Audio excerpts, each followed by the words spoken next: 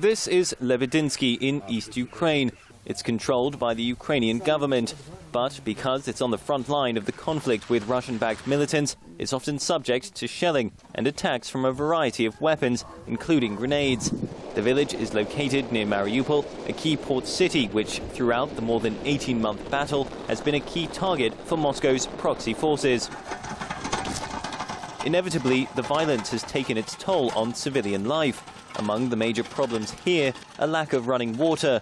Like many others, Tayica is forced each day to go to the village's one working well. И в этот колодец все ездят люди. Питьевая вода.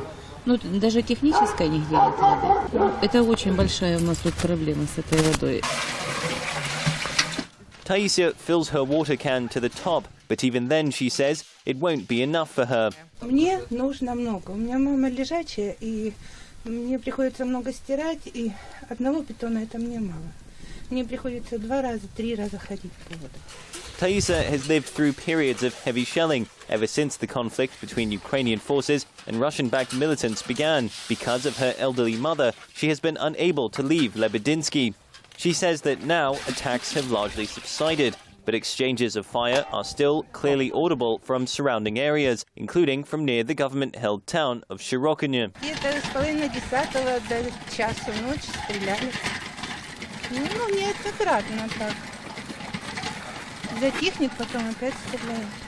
Elsewhere in the village, we meet Teresa. In her garden, she has her own pump. The water isn't drinkable, but it does offer some benefits, including to Ukrainian soldiers based in Lebedinsky. На стирку, помыться, там, побриться. Набрали по всем, развезли там по 100 литров, там, допустим, ну, что там получается. И стираемся. Apart from a lack of drinking water, residents here are also living without heating, but they say even that is not the biggest problem. Worse is the fact that mines have been planted in areas around their houses. What's more, they've had to cover their windows with plastic to try to stay warm against the onset of winter. Any glass that was once there was blown out during previous rounds of shelling. Since then, Teresa and her husband have built a bomb shelter in the middle of their kitchen. They've laid sacks on top, and inside there's mattresses, food, and a first aid kit. They sleep here when the village comes under shelling attacks from the Russian-backed militants. Первую ночь так сидели в половине только на присядках, а на вторую ночь вот это вдвоем мы за 2 дня выкопали. Так жить хотелось. The school in Lebedinsky and the kindergarten have long been closed. The only thing open is a local shop. Bread and other essential items are still being delivered.